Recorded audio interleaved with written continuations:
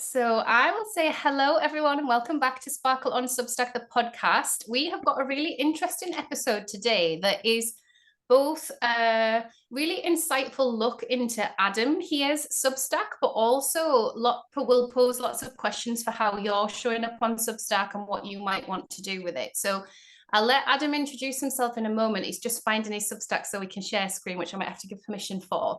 But I just thought it would be a really fun way to act as a critical friend for Adam's Substack, ask some questions, imagine I'm seeing it for the first time and just share that whole journey of how the conversation goes in real time. Like fingers crossed it all works and it's of value both to Adam and to you. I'm really excited to have Adam here this afternoon. So yeah, let's just get the share screen thing sorted. Maybe I have to give some permissions somewhere along the line. I see Um, it. oh, you got it, have you? Do you have to ask for a permit? Oh, here we go. Here Open it goes. system settings. I'm just saying to Adam that I'm on a brand new laptop today, which is beautiful, but slightly daunting because nothing's plugged in properly yet, in terms of passwords and stuff like that. So, um, So I okay. can't see you, Claire, but I assume everyone's looking at the screen. Is that correct? Or is Yeah, it not shared yet? I don't think it's shared yet, but let me just Oh, see if I'm there's sorry. something I can do. Multiple participants, right? I've given it a little permission there. So try now. Let's see if it's working. Oh no, now I'm gonna have emails coming in as well. Oh, there you go. I can share just the Substack. Yay, great. Okay, we'll let you do that. And I'm gonna, because this is, like I said, a brand new laptop, I'm gonna quit my email because I don't know, I don't want that to be pinging all the way through our call. And that I didn't have that turned on my last one. You Okay, see it? great. Yeah, I see it. There it is. So there's a bit of a black, oh no, here we go. That's full now. That's full. Great. So if you are watching on YouTube, you will see a full screen share of Adam's Substack and the way that he set it up on desktop. Obviously, it's always different for us on the app, and I always try and get us to think about both the app and the desktop experience. But here it is. So Adam, how long? First of all, do you want to tell people a bit about yourself, who you are in the world, and why you decided to start a Substack, and how long you've been on Substack? Okay, sure. Hi, I'm Adam Ming. I'm a children's book illustrator. I've just been that for a couple of years, and that's also how long I've been doing Substack. When I started becoming a children's book illustrator, a lot of people had questions, and instead of answering the same question over and over again, I started a Substack to start writing those answers, but also kind of document my journey from having a dream job to having that become my day job. So it's been really useful for me and for the people around me, but I always knew that that was just a moment in time and I would have to pivot at some time. I can't always talk about becoming a children's book illustrator, especially as I'm going on to start work on my ninth book. Wow, 9 So I books in do the have to world.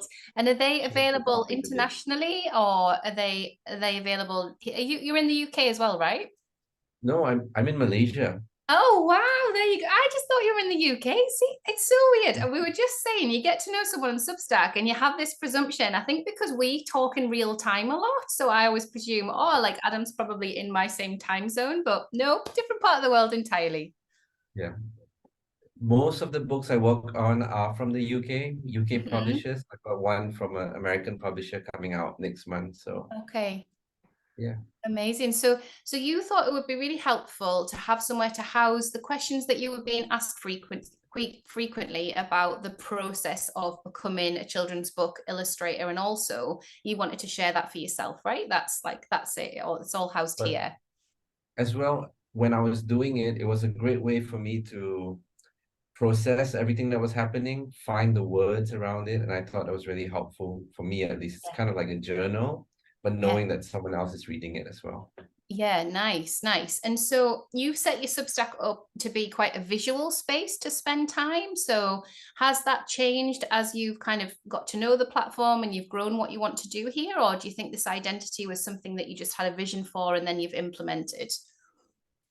I think when I started, because I just finished a portfolio, I've been working on my portfolio for a couple of years up to that point.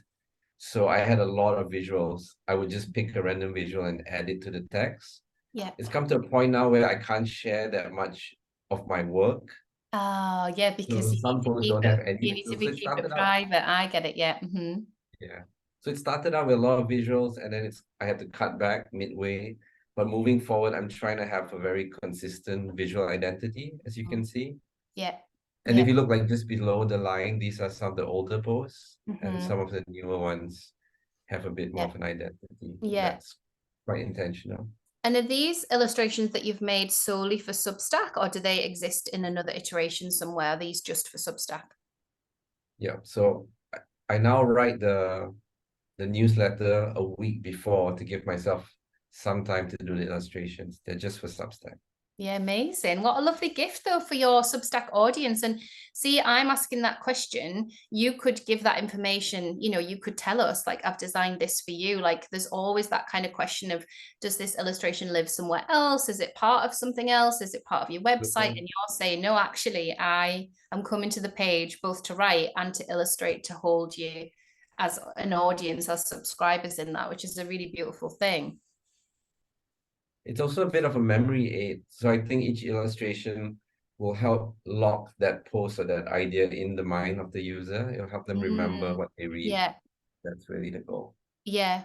And so we chatted a little bit on email before this call, and I was talking about the clarity of what sits where. And you've since gone away and you've made like what looks like a couple of different headings so that people know, okay, this is where you find this section of my work, and this is something else. And it looks really clear to me in terms of this is for everybody, and then this is for paid subscribers. Would you like to talk us through how you've organized that, Adam?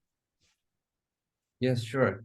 I don't know the technical details of them. I think they're called sections. I think you could correct me if I say the wrong thing, but Yeah, you can do it with either sections or tags. So I've kind of dumped sections now, apart from with my memberships on Sparkle. I just use tags because people can subscribe and unsubscribe to sections, and it all got a bit complicated on my first publication. So it'll be one or the other that you've used to do that big title. I've used sections for this case. And following you and following some of our conversation, I wanted the paid stuff to be very clear for everybody, a bit like a membership. And I also changed the content in a sense to what I'm giving the free subscribers. So having that clarity helps, and it helps me as I write as well. Like Mhm. writing to this new audience. You asked me, what problem am I solving? Mhm. And what I'm trying to do for the free audience is to help them start a creative practice or stick to creative practice in as little as 10 minutes. So I'm always solving that problem with every single post that I do. Mhm. And and that's And the new coming back to direction for that, the the new free. direction, yeah. And I think coming back to that, because one of the things that I wanted to share is that I was a subscriber of yours. I've been a subscriber of yours and really connect to the beautiful visuals that you share, and those kind of like, I feel like the quick concepts, like the quick for me to get my head around the question that you're asking. So even if I don't reply in text form, it gives me an invite to think about something, which I really like. I think that, when you hit an illustrator's Substack, everyone's doing it in wildly different ways. And because I'm not an illustrator, but I work with illustrators, I'm interested in creative process and the illustrator's creative process because I like to work with them. But I'm also interested in creative process more generally. And so if an illustrator's got something to say that resonates with me, even though I'm not an illustrator, that's where the connect is for me. So I don't subscribe to many illustrators' newsletters, but I love illustrations. But capacity wise, as someone who doesn't illustrate, it's like there's only so much illustration content I need to see. So it's been really interesting for me to question why I'm still here, because that was one of your other questions, wasn't it? In terms of growth's going okay, but then there's a similar churn rate in terms of people are kind of moving on, or maybe people have sort of left the platform. We don't always know, do we? But I think it's really interesting to hear from a critical friend point of view why I stick around, and so I wanted to share that with you. And I always think that is super useful for everyone to do in terms of asking 5 people, yes, what is the problem that this piece might solve for you, or what does it get you thinking about, but more like, what is the gift here, like what is the gift for you, like. And that, once you have that information, you feel like you can more move towards a solid place of, I know and I feel so assured because these 5 people have told me that I deliver on these things for my subscribers. Does that make sense? Makes total sense. I have a card here I put on the wall, and it says, what problem am I solving? Whose Yeah. problem am I solving?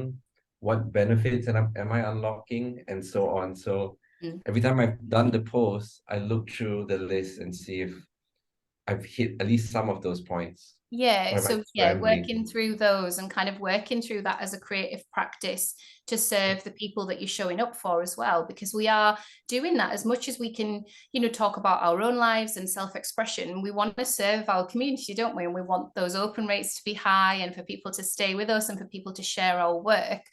So on that, I mean, this is looking really, really beautiful. And then you sometimes share like your little notelets that you've kind of scratched a question into and you're asking us those questions. They come more in the chat box. Is that right? Or do you sometimes share those in posts as I've well? replaced that with these 10-minute artist lectures. I call Okay. them lectures because in the beginning it was like, I'm figuring this out, so let's figure it out together. But Yeah. now I feel like I'm taking a more directive tone. I'm saying that you need to take 10 minutes to do what you need to do. Yeah. I'm just gonna tell you what you need to do in a short, succinct way. So I Yeah. call them lectures to remind myself the tone that I'm bringing in this section at least. Through interaction with the readers, it feels like that's what they come for. I Mhm. think that's what they want to hear. So Mm. Yeah. so that's what I And, do. and So with have all those notes, what I've done is I've packed them, and that's why I call it the studio ethic for the paid section. yeah. It's everything else, and it's a bit messy because I've iterated a few times, Mhm. but I think with the concept of the ethic, it feels like there's lots of boxes you can dig through, and I feel they're all gems, but they're just messy. So I'm doing my part to try and clear it up, but at the same time inviting people in to explore. Yeah, that sounds really good. And when you were organizing your paid for stuff after we'd had our little email chat, did it make sense what needed to sit there? Was that all really clear? Like you knew what you wanted to separate out into paid for content versus free content? Or are you still working that through? Oh, it's quite simple for me. I think because I have a new direction for free, all the Mm. new stuff I'm doing is free, and all the paid, everything before just goes straight into the pay stuff. And I Okay, think that's a like an great archive. way if you haven't figured out what you want to do. Just write a lot, and when you have figured it out, put it all behind the paywall as like I love that. I love that approach. Why not? I love that. I think there's really something there, isn't there, in terms of there's so much on the platform and there's so much people could be reading or could be engaging in or questions they could be asking themselves that we almost need less but better. And then in terms of everything that exists now that we've both been on there for a while, it does make sense to just stick stuff behind a paywall and be like, yeah, it's there, but it's not like the whole internet to read because it's like a lot, isn't it? So guiding people through that journey. So these 10-minute artist lectures, have you got a day of the week that you're sending those out and a time? every Thursday. I know you listen to the podcast of the Good Ship illustrators. They were Yes, talking I about did. Substack. Yes, yesterday. Yeah, yeah. And so they did mention the timings, like if Mm. it's more businessy, do it on Monday, and if it's more chill, do it on Sunday. So Yeah. Thursday seems like the Thursday's the place. in between, yeah. Yeah. And great minds because I moved a cadence to Thursday on Creatively Conscious as well for that same reason. I don't get a whole chunk of time to read much on a Monday other than two that I really love to read. And then the rest of the week, I don't know really. But by the time I get to Thursday, I'm really up for reading more on Substack. So I figured, right, lunchtime, my time on a Thursday, that's when I'll send them out. And I'm going to go with that for a little while and see what happens. And I think so that advice was from Farah Storr, who's the head of UK partnerships for Substack and has a really successful Substack publication herself. And that's what she's done and obviously what the team at Substack are saying, like help people get used to seeing your publication. And within that as well, if you just click into one of those posts for me, Adam, one of those 10-minute lectures, just to see how you've set that out. So within that as well, people are looking for an identity to recognize who you are. So people will very quickly start to recognize your art because it's got an identity to it and it's very, very unique. You've got your signature there, but you could also have a bit of an introduction at the top. So because Substack is a busy place and sometimes people subscribe based on like a whim, and they haven't done that kind of digging around and reading your about page. One of the other things that Substack say is we can use every single post as a really quick way to introduce ourselves just with a couple of lines. So I've started doing that. And it gives them that insight into who I am as a professional, who I am as a person, you know, living on the Northumberland coast in the UK. There are different connection points. And that gives them a connection to the human behind the art, behind the writing, behind the creativity. So even though you've got your little profile picture there, it might be worth, I'll send you an example after this, but it might be worth just writing a line or two. And what I do is I mix it up every time. So it's saying roughly the same thing, but I just change a few things because I want people to Good get to idea. know me on a deeper level, you know. And there's like sometimes there's something that I might want to say about the seasons or about something that's happened that week. So it's not like a big newsletter update. It's a bio, but it's a quirky bio because I change it every week. So yeah, so you could do that, Okay. which would be really nice. And then also in this, how are you inviting conversation? You've got it down at the bottom, haven't you? Because I remember reading this post. Yeah, so you've got your instructions and then inviting some conversation down at the bottom. Here. Amazing, yeah. So that's really good. So in terms of saying like, if you like, that's like quite loose, which is fine. But what you want to do is try and get people more committed to sharing their process because people go, read it, that's a cool idea. Yeah, maybe I'll do it, or maybe I've got a thought about it, and then it disappears from their head, never to be seen again. So it's either come back and fill it in by next Thursday, for example, Idea. or the following Thursday, remind people, did you get a chance to do this little timed exercise? It's only 10 minutes. I'd love to hear from you. Like I'm doing it too. I'm doing it every day at this time. Just again, it just gets them connected to you as a person and somebody who is making space for their creativity. And ultimately, it builds their know, like, and trust factor with you. But it also gives you this like really rich connection with the other creatives that you're inspiring, which then propels your creativity. That's a brilliant suggestion. I'll definitely take that out. Yeah, it's just a little language thing and it's just a reminder thing. There's a lot of research to say that people still sort of scroll read and don't read every single word. So I'm guilty of this if it's a really long post. There are a couple of Substackers that write incredible work, but boy, the posts are long. And I'm like, so I do like skip through certain sections. And I feel like I want a print out of that post so I can highlight it. Now, we're all different, aren't we? But the way that you've broken this up, to me, it feels so spacious. There's a gorgeous invitation there. It feels like I could engage in a deeper way in the comments. It feels like I could do something for my creative practice. So it's like a mini workshop, you know? What you might want to do is have a look as a facilitator if you're asking too many things within the 10 minutes. Like, could you maybe just ask them to do one or two things and just see, just as a test, just to see if they respond more, if you get more comments or more restacks or more engagement that way? Because sometimes people read a thing and they might be signed up to a sort of email course and you know it'll be 6 days in and they're like, oh, I've not even done day one. People start feeling guilty about that. So giving them that invitation that it's pick the one that you like, or did you see last week's? Maybe you want to go back to it. I'd love to hear from you about it. So that sort of language, if you kind of sticking with this format, would really chime, I think, with people. Great idea. I like that. Great, good stuff. And then right to the bottom, how do you sign off? Do you give them anything else that you want them to do? So what You've given them I've done the is post, yeah. I've stuck the paid post in here Mm-hmm. because what I found is the best way to remove a subscriber is to send them the snippet of the paid post as an email by themselves. Mm-hmm. That's a sure way to get a subscriber to go away if they're not fully Okay. committed, which Yeah, might not be a bad thing, but I mix it up. So in this one, I put the paid post for the week at yeah, the bottom, give them yeah. a teaser here, and then they can pay for Yeah, the they full can go story. in and pay for it. Amazing. That is such a good way of doing it. And do you think it's really clear that that is paid? So to me, I'm seeing Studio Attic paid at the top there. I'm seeing that I could read the full story, which is like Substack's way of pulling it through. I might still go through and see if there was any preview, like just because I'm like curious. So I might kind of click that. When they go through to read the full story, how much of the story do they get? You'll have your paywall in, won't you, on that one? It's the same. It's the first paragraph. I try That's to write the it with a same. little bit of a Yeah. cliffhanger. Okay. I love that. I love I that. thought, Adam's sharing all of his secrets, guys. Got to write a cliffhanger. I've never thought about writing a cliffhanger. I love that. I'll now just watch out for my cliffhangers. I'm going to totally steal that. I love it. I Okay, do so have a bit of a cliffhanger. complaint though. Mm-hmm. On the web where we're seeing it now, it says Studio Attic paid. Mm. But on the app, it doesn't. So that's a Okay. general complaint I have for these Yeah. guys at Substack, whom I love.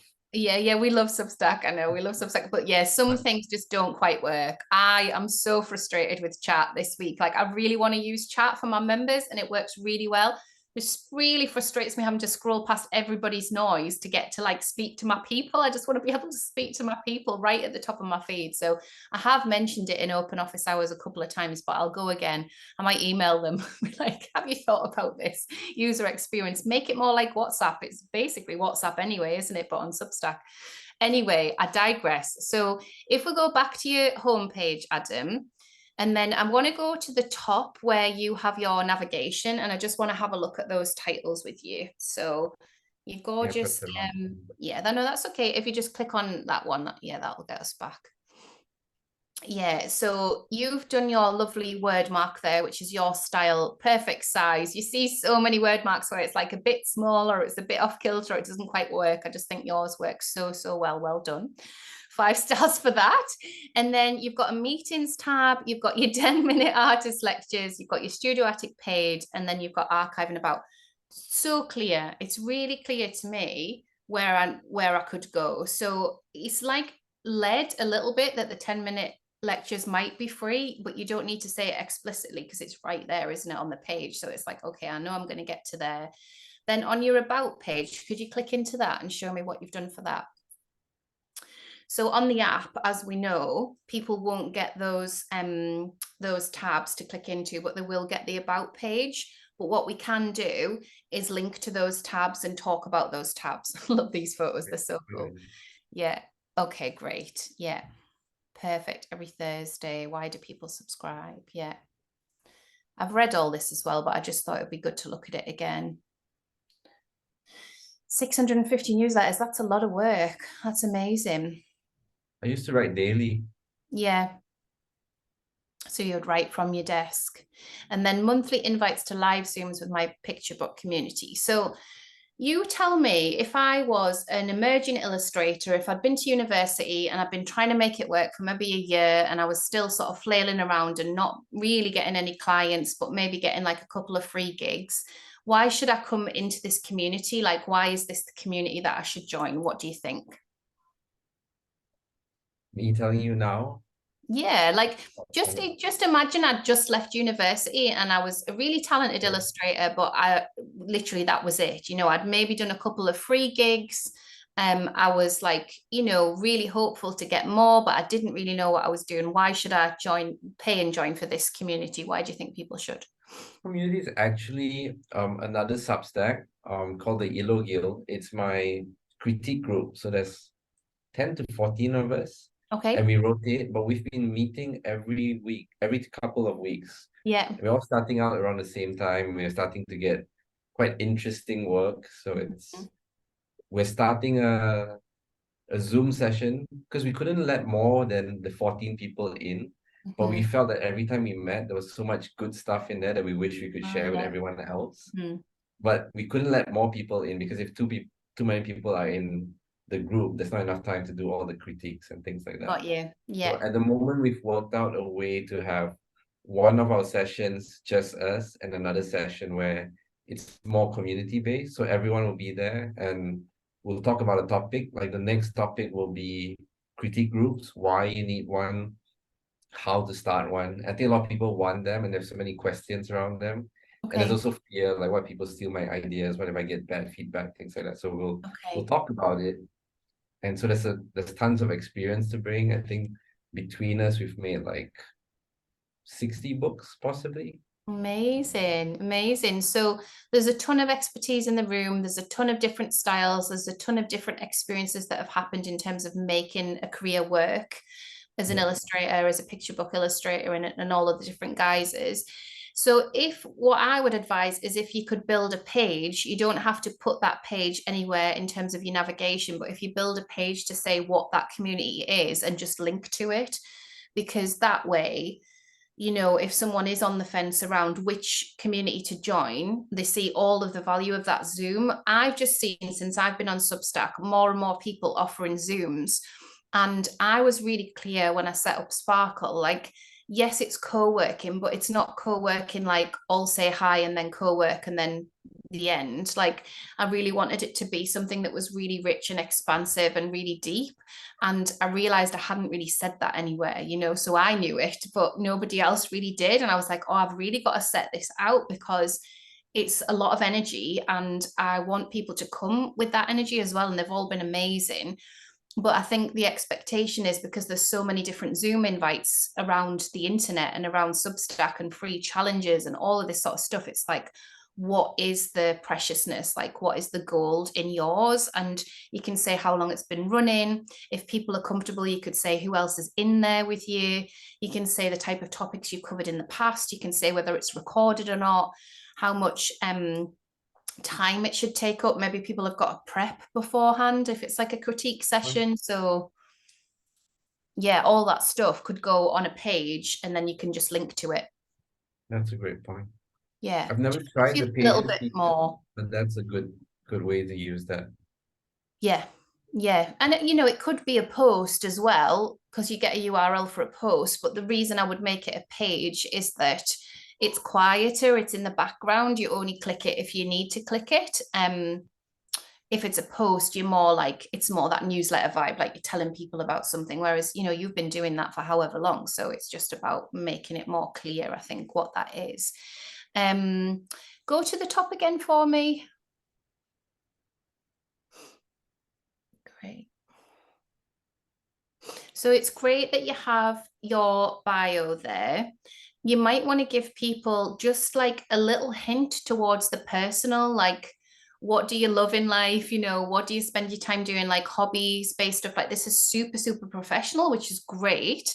But in terms of like a person, and breaking that kind of professional wall, the photos do that are really fun and quirky. But just like, what would you be doing? Like, what do you love to illustrate? Or, where do you love to spend time at the weekends? Or, what does family stuff look like? Like, you could just do a line or so around that. I just find in my work outside of Substack, like, that seems to be the bit that people are really want to know. Like, they want to know who you are and like, what is the fabric of your life like. So if you could add a line or two about that. You can also add other people's words about you. So I've done that where I've pulled in lovely things that people have said either in Substack recommendations from our publication or outside of Substack. So if people have like given me feedback after one-to-ones, I've put like a couple of quotes in to just sort of say, because other people's words say it 10 times more than we might, because we're always just a bit like coy about it, or we don't really know how to articulate it, or we maybe feel we're being too salesy, and they just go straight to it and say the most wonderful, gorgeous things. So if you have anything from any clients you've worked with, anyone that you've had a one-to-one with, because we'll go to your meetings tab in a minute, anyone that's recommended your Substack, all that stuff's great stuff. 3 or 4, maybe even 5, if you can try and sort of fit it in anywhere. You could have it right at the bottom, you could have 1 or 2 at the top and then a couple more further down.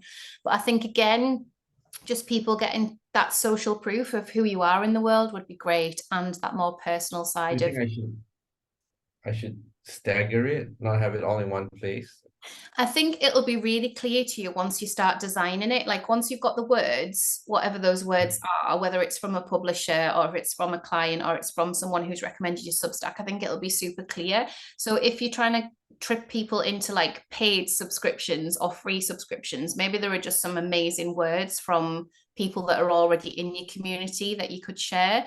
And if you haven't got them yet, just ask for them. Just stick that recommendations URL in your next post and say, I'm building up some kind words, some testimonials about my work. We've all got to do it. Would you mind writing me something? So you could ask that as well. I've But heard yeah, that I mean, other than advice. that, yeah. I've heard that advice, and I've actually been taking it in the sense that I have been asking for these testimonials, but maybe I've Mhm. not been using them enough. Yeah. So that's great. And I think sometimes, you just need a snippet, like there's a line or two. Like one of my clients Yeah. said something around holding all of the parts of everything out in front of her for her to see for the first time. And I was like, oh yeah, do that. But I wouldn't have articulated it in that way. It was just such a beautiful quote. So just really going into them, highlighting the bits that you think best represent who you are, that other people might connect to. I just think it's a really nice exercise. And I actually do it 3 times a year where I'll ask for testimonials. And Substack sort of like deleted the need for me to do it because everyone is just so generous with their recommendations. But I do still need to do it for my work. I need to remember to do it just as part of my creative practice. And I think it's worth saying that that's a good thing to do. So yeah. So when you go from about, which we know that we see in the app, and then people can read a post, you're obviously putting the subscribe buttons in, and they're going in to subscribe or not. Maybe they'll subscribe next time. And then you've got this meetings tab as well. And is that relatively new that you've set that up for people to be able to meet with you and chat about your career? It is, it's a beta feature, and yeah, I enjoy helping people this Mm-hmm. way, like what you're doing for me now. Yeah.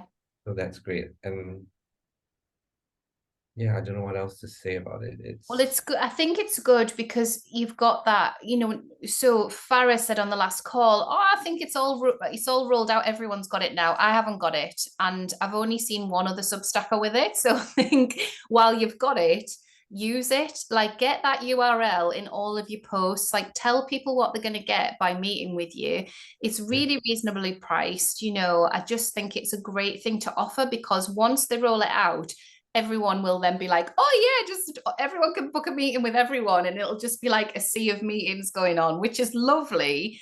But there's a professional background there that is housed within your Substack. So I think it's like you're not just doing illustration for illustration's sake. You're both a professional illustrator and you're really passionate about supporting other illustrators and getting better on your journey and helping other creatives. So I think it's about getting really clear on that and just sending that out a little bit more to make sure people know that they can book that with you as well. You might want to talk about what I just was saying earlier about who it's for. So everybody in terms of illustrations they're on a different kind of part of their journey when they come to Substack. So is it for like early to mid-career illustrators?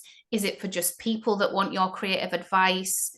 Is it for visual artists as well? Could it be for any artist who's trying to make a career work? Because it's not the easiest, is it? So yeah, maybe just being a bit clearer about that. And again, you could write a page, so really unpack what the benefits are of having a meeting with you, who it's for, what they're going to get from it, what problem it solves, all that stuff that we've been talking about, and then just link to that URL.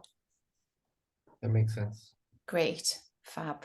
Okay, so we'll About go. the price, I was gonna raise it, and then the people that I already talked to, they had such great chat. We had great chats, and they wanted to book more slots, and I felt bad if I Okay. raised the price before they Yeah, booked slots. Yeah. yeah. So there might be something that you can do around a package of meetings that way. So they still get the discounted price, but maybe if they book 3, then they get the discounted price. And if people are just booking 1, then they have it depends on your time and energy, because I know I find one-to-one work, like I can only really do 2 a week because I'm Yeah. just like all in and I'm so hyper focused that then I couldn't do loads of them in a day. So I guess it depends how it all fits and what you want to do. And it says 30 minutes, but it's not really 30 minutes because you do the prep work and you Yeah. might do some follow-ups after that. So that Yeah. it And you does could take maybe longer. say that. So in my one-to-ones, I always offer a week of email follow-up because I find that especially the people I work with, there's a bit of processing time, So we've had the call, they've made some notes, they've got the call recording, the audio, and then they're like, oh, wait, like what about this? And now I've started this, I've got a question about this. So I think the email follow-up is really generous, but it's still your time, right? So that I think that's always worked for me because it just feels like I'm holding them a bit more. So that might be something you could consider. And obviously, like you charge appropriately for that, so that's good. Great. Okay. So in terms of the other thing that we were talking about together on email, we were talking a little bit about your goals for Substack and we were talking about subscriber retention. How are you feeling about that? Because it's been a few weeks, hasn't it? Maybe about 3 weeks or something since we first chatted. How do you feel about your direction and how do you feel it's going with subscribers coming, staying, all that sort of thing? I don't think so there has been some churn with the paid subscribers, Mm-hmm. but I know that that's my fault in the sense that I keep changing what I say I'm going to do. Mm, So like at one time I say, okay, I'm going to draw for you like for 100 weeks in a row. And then mm-hmm. after 60 weeks, I'm like, okay, I'm going to do something else. Mm-hmm. And so that it's understandable for people to opt out. But I do think that if I can stick to the structure, Mm-hmm. then the same people will stay. I think different people are coming in and we're swapping out because Yeah. I'm swapping out. So Yeah. Yeah, so that's you my almost need a little bit of time for the dust to settle, but yeah. also it's your right as a creative to change your mind, right? So you can say, okay, I'm doing this for this year. Like this is my focus for this year. I love like a January or a September. This is what's happening for the next 3 months. And then, okay, like we'll shift it, we'll change it, and we'll work with people. And also you can use polls for that as well. I don't know whether you've used many polls in your posts, but I always feel they get a lot of engagement, a lot of traction. People have got a lot to say, and it often surprises me. So I think I know what they might like, and then they Mhm. just check something completely different. I'm like, oh no, I was wrong about that. That's okay though. Because there's a meet in place, isn't there? There's you delivering and being really excited about delivering. And then if that shifts and changes and it's boring you or it's not maybe working the way you wanted it to work, as a creative, you're allowed to say to your people, this is me, this is my creative process, and I've done this, but now it doesn't feel so good. So I'm going to shift into this direction. And as long as you give them that poll option to say, would you prefer this, or this, as I'm, changing it, or what's your opinion on this, they still feel informed. I think it's just sometimes maybe if someone's missed a post or two and they're like, wait, what is this? Like, this isn't maybe what I thought. So you've got to really work hard to take them on that journey. But if you set out from the off, if you know this about yourself, that you do like to change things and shift things up, and you do need to kind of do like to deepen things, you can just say that. That's a great point. I think Mm. that's the clip from this video if you were doing shorts. That was the big takeaway that a lot of people need to hear.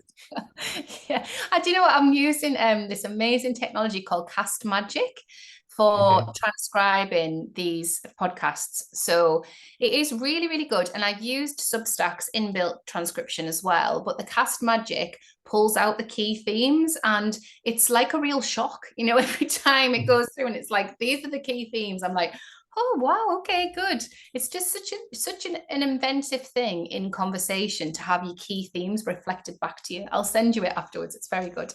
Um, Thank you. okay, so that's all feeling good. And in terms of the amount of content you're putting out and the direction that you go in, I mean, do you have some sort of heady heights of Substack that you want to reach, like around numbers or depth of connection or number of people that you're reaching or number of meetings that you have? Like, is there anything in your goals that you'd like to chat about and get some feedback on and set some things in motion? I'm a really ambitious fellow. Mhm. So I do hope that, and I'm also long term. So my goal has always been that in maybe 8 years now, 10 years at the beginning, that Substack would pay me the equivalent of a monthly wage. So then any other project I do is something that I choose to do and didn't have to do. And that would be the ultimate goal. And that's why I structured it this way, because for the 10-minute lectures, I'm looking at the broadest base possible in terms of someone who might not even be making art at the moment, but thinking about it and trying to get you in to start making art. And Yeah. that's the the base tier. So basically creating customers. And from there, if you want to go further, then I want to help you do that. So that's what I'm thinking of Amazing. at the And so moment. in your mind, is that model based on volume of people? So you would need more volume to make that a reality. So you said maybe in 8 years' time. So you've given yourself like a stretchy timeline, but are Yeah. you basing that on the number of people you've managed to attract so far or what you think is possible? Like, where's that coming from, that amount of time? I'm thinking about what I would like to do for work, and it's something like waking up in the morning and spending time writing and being done by lunchtime. So that could be posts if it's a large number of subscribers, then that's one way to do it. But it could also be like more specialized courses that involve writing, and I could be building those up using that same time. And so I could charge a higher price, but less people. That works as well. So it So doesn't then, have to be all yeah, from then so Substack. Substack might act as a funnel towards other Yeah. online offerings that you might have, but they're all finding you through Substack. Do you do other social media as well, Adam, or not? I do. I have Twitter and Instagram, Mhm. but I think I'm most committed to Substack at the moment. Yeah. But how I think about them, I don't really think about them as separately, and I don't really think of Substack as a platform as much as I love it. I just think of it as a way to connect with people. It's like we could meet at this coffee shop or that coffee shop, Google Yeah. Meet or Zoom, but the point is that we're meeting and we have a way to connect. So that's how I see Yeah, it. that's it, isn't it? That's exactly it, that depth of connection. I'm just going to turn our screen share off, or you might have to do it actually, just so people can see you a bit more clearly. Can you stop sharing your screen and then we'll finish if it's easy to do. If it's not, don't worry. But yeah, I There you think go. we've got it now. We've got Adam's beautiful Substack. So go and check it out, and then you can actually navigate around it yourself. And in terms of those goals, are you giving yourself like monthly reflection points? So obviously Substack send out an email to tell us how many subscribers we've attracted that month, how many paid subscribers have come in. Have you got all of that stuff that you look at and celebrate each month? Not really. Not Mm. really. At the moment, because I'm quite busy with work as well, Yeah, I just look at the monthly growth. yeah, And if that is on track, I just keep at it. And when I have more time, I think about, okay, how can I increase this? I yeah, feel like I know what the levers are to push, and a lot of it is just consistency. yeah. So most of the time it's just keeping the consistency, and Yeah. then once in a while it's pulling some levers. Yeah, That's pulling some levers. And what's been really insightful to me is to better understand people's journey on my Substack publication. So when someone subscribes as a paid subscriber and I feel I've never spoken to them on the platform, I want to know what they read and what got them to that point. And then from there, I've got a deeper understanding of one person's journey. And then we see obviously where we go and if they stay connected to the community. That's happened a few times where I've been quite taken aback, in terms of like understanding those are the posts that they click through and read, and then they upgraded to paid. And I just wondered if you'd done any of that work, if you'd seen that behind the scenes where people click and where they go to pay. I do pay attention to that kind of thing. But what's really helped, and one of the reasons I do the meetings, is to get that level of insight. Like the thing that pushed me over to do the one-on-one meetings was to speak to the people who are really interested and find out who they are and what Yeah, they're about. yeah. And that informed most of the changes that I made recently. Oh, amazing. Understanding who they were, because these people are really committed Yeah. and what they're trying to do. So that inspires me to do it for Yeah. them. Yeah, that's really amazing. Yeah, I always talk about writing for three different people. So two that I know in real life and that know my work and that have worked with me over like quite a long period, and one that I've never met that I know online. And I feel like in showing up to the Mm. keyboard to write for those three people, I can hold everybody. Because I found once my subscriber numbers started going up, I had this kind of fear around this is so many people to be speaking to, this feels a lot. And I've never really had that same level before because Instagram just sort of started just taking a dive, that my numbers were going up but it didn't mean anything, it was still just easy.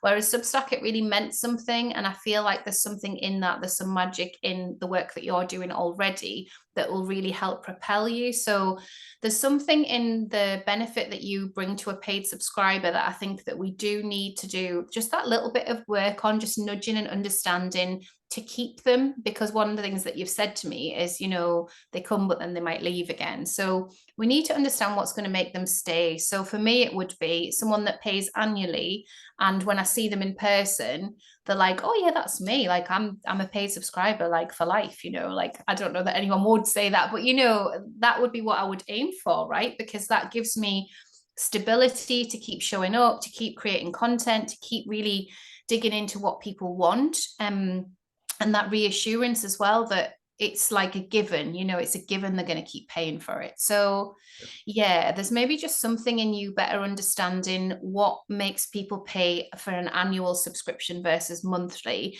There's been a little bit of chat of people like jumping in and out of monthly just to sort of test and see what it's about.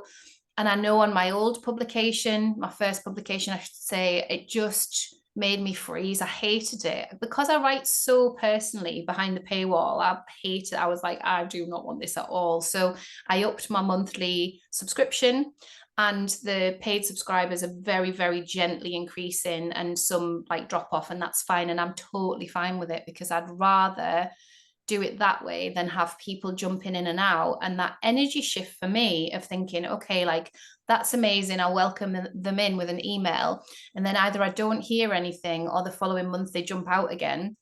Yeah.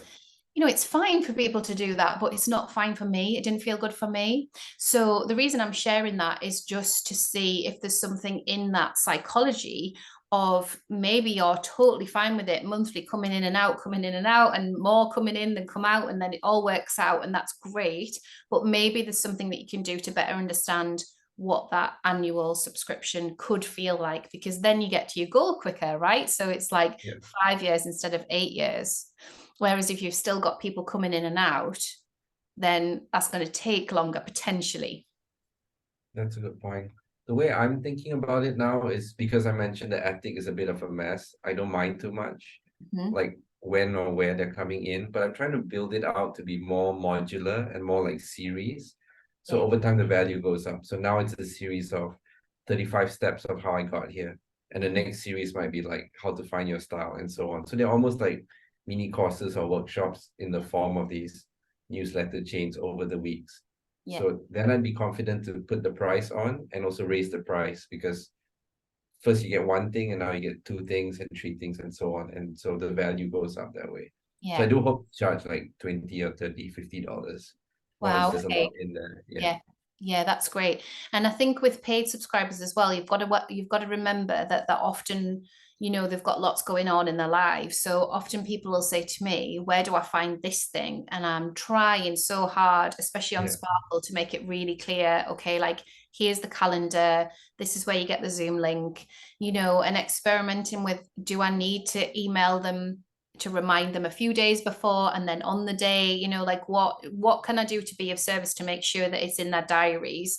And I'm terrible, I honestly so terrible, like I miss meetings all the time, like you know, I don't mean to, but it's like, oh no, that's happened. And it's usually something to do with my son's school that falls off the bottom of the agenda. So just holding people and reminding them, and that could be in a monthly email for paid subscribers, it could be in a quick video. Hi guys, you know, I'm here just reminding you we've got this month, you can go back, you can have a look at this. I did an unlisted YouTube video for my members on Creatively Conscious to just say, I'm here in my kitchen, I'm so grateful for you, this is what we do here, this is what I'm all about, like this is the depths that I explore here. Hopefully it's for you. If it's not, you know, just all of that sort of stuff. So are you using any video on Substack or any audio yet? I've not used either. The Zoom meetings that we're starting, that's going to be the first one. So Okay. that goes out on the 2nd of October. So that will Yeah. be the beginning of that. Yeah. So my up level is to have a video embedded in Substack as soon as people see my page, but I haven't done it yet. But that is my up level, right? Like I want people to be like, okay, like there's Claire, I can see who she is, can learn a little bit more about her, I can work out whether I can understand her accent, you know, all that stuff. And the reason I haven't done it yet is because there's something about mixing the written word, beautiful photos of the Northumberland coast with video that feels more exposing. So I've got my head around it on YouTube and that's all great. But on Substack, it feels like I'll just give myself a bit more time. But I do think that it's relevant because people, when they're first landing, get to know you straight away. So they've had a scroll through your about page, they click on your video, that might help them move into like, okay, like this is something I can see, all of the proof that he does turn up every week, he does post every week, and then now I want to be part of that community. So it might just give you that a little bit more solidification. Or it could be a voice note, you know, if you didn't want to do video, could be something else, you know, it could be like an illustrated like a moving illustration or something quirky like that, you might think of something, but again, just something to deepen people's connection with your creative style. I think that makes sense. I think a video is intimate. It is scary, and that Mm-hmm. maybe is what makes it special. Yeah, that's it, isn't it? That's it. And it's just knowing how Substack's direction is going, because when they introduced video on beta, like I signed up for it and I was like, yes. And then as I spent time on the platform, I was like, I don't know. Like, I don't know if it's that sort of place. Like, I'm enjoying being on the app and just like reading. I don't really listen to anybody's audio. Like, I'll listen in a podcast app. So like I'll put them on as a podcast in the car or something. But when I'm on the app, like I just want to read and see beautiful pictures as well. So last question, I think, and then you might have some for me. I wanted to ask you about collaborations and licensing your artwork. So when I started doing collaborations on Substack, either for other people's publications or inviting people to do mine, it just unlocked a whole new way of working, like working with creatives all over the world, like having these beautiful exchanges, making space for each other, all of that sort of thing. It was a really beautiful thing to do. And, you see more of it now. It's great.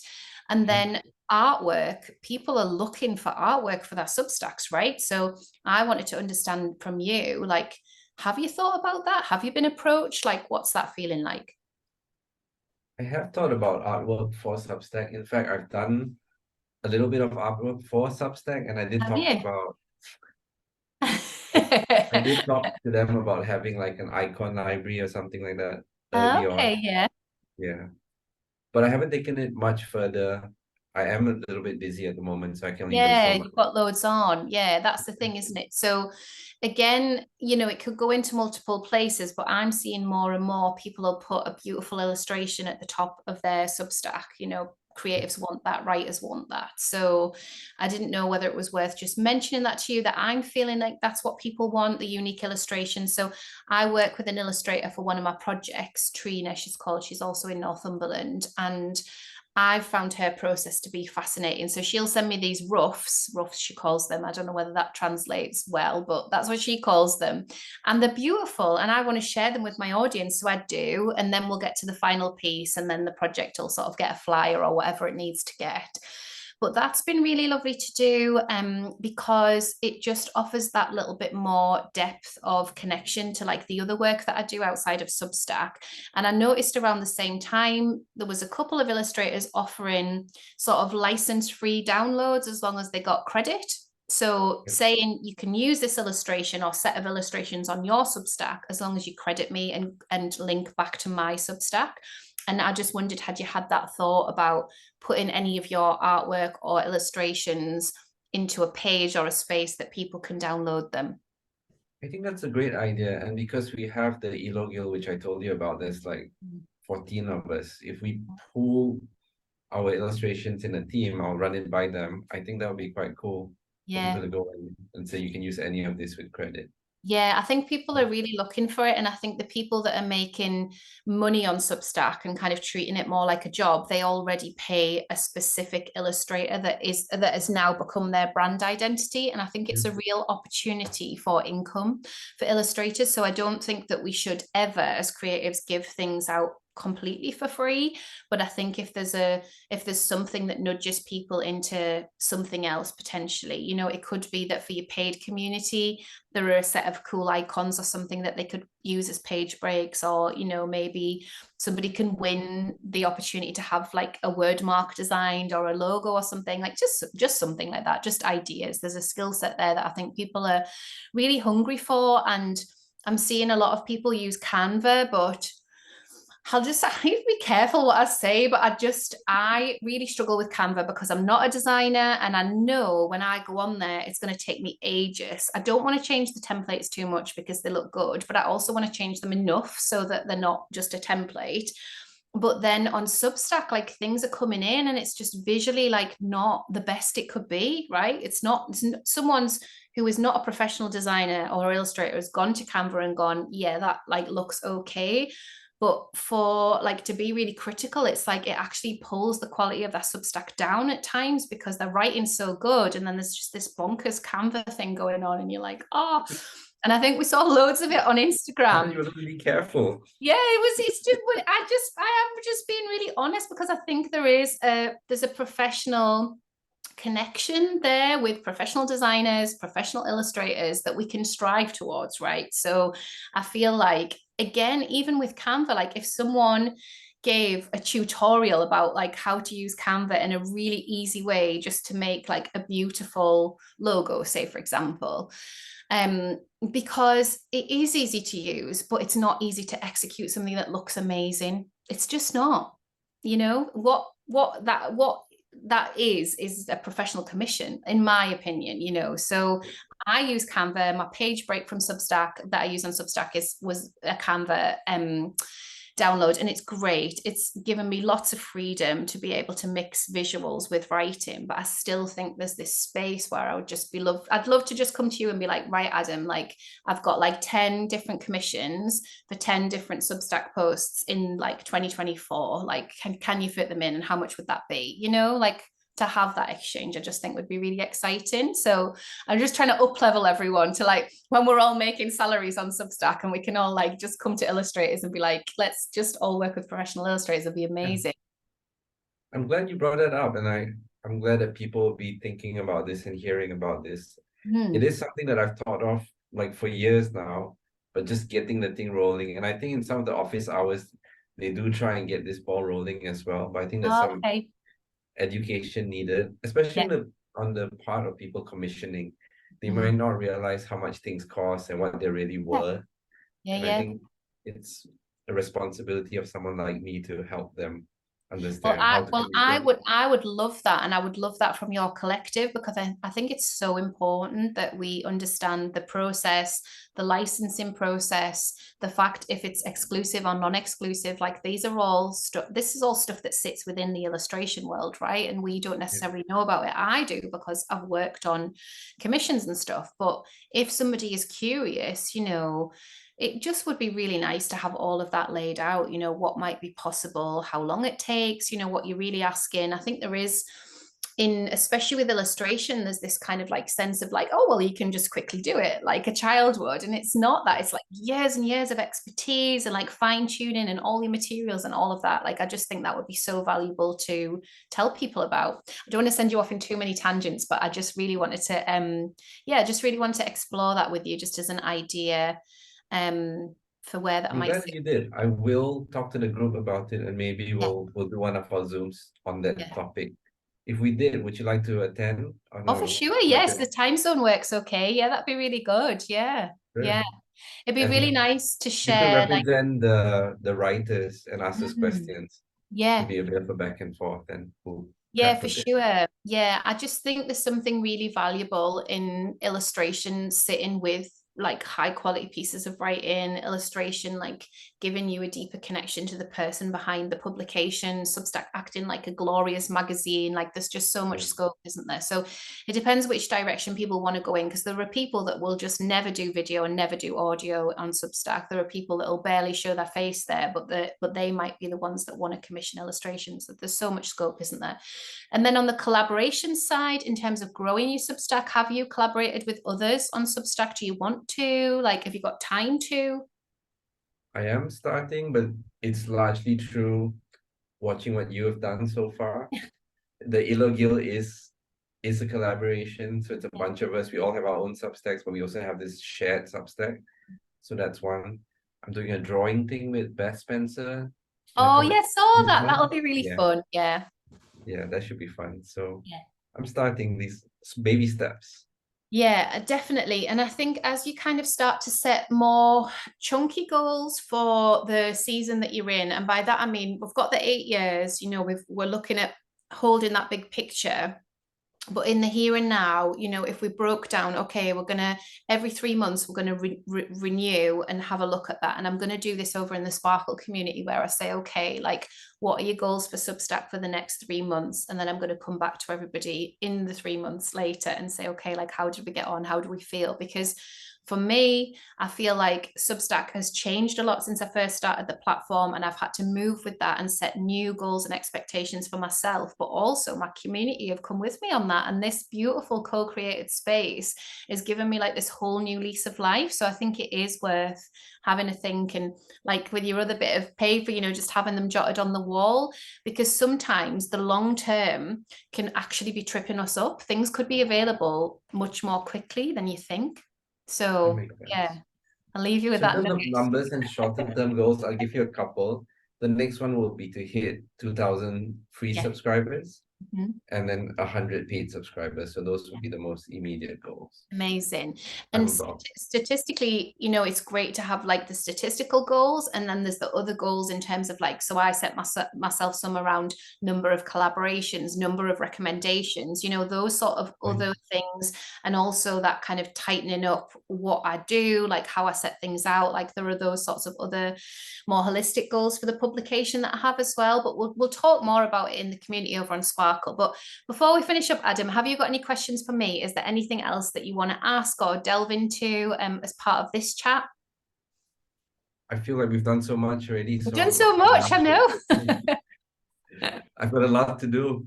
Yeah, you got well. You know, we've got to be slow and measured about it as well, haven't we? It's exciting, like it's exciting and dynamic, but we've got time. We've got so much time, so that's really good. And then in terms of people, if people want to find your Substack, do they just type Adam Ming into Substack? Will it come up? Yeah, Yeah, they'll find it that way. adaming.substack.com. Yeah, that's good. And then in terms of the books that you've illustrated, have you got your name on the books? Could we find them in like all good online bookshops? If we type your name in, would it come up? For sure. Just type in the name and you should find it. Adam Yeah, Ming books, exciting. everything is there. That's good. And I'm thinking we'll probably recognize your style straight away because we've seen it on Substack, which is a lovely thing. So if anyone has children to buy Christmas presents for, holiday presents for, type Adam Ming into your favorite online bookshop, and then there, look at this. Oh, that is so Just put it cool. in your mind so when you're in the bookshop, they pick it up. Yeah, they can see it. Yeah, amazing. And then you can get more beautiful commissions. Gorgeous. Okay, well, thanks so much, Adam. It's been so nice to talk to you today. It's nice to talk to you today, Claire. And I'll see you back over on Substack soon. Thanks for doing this. Bye. Bye.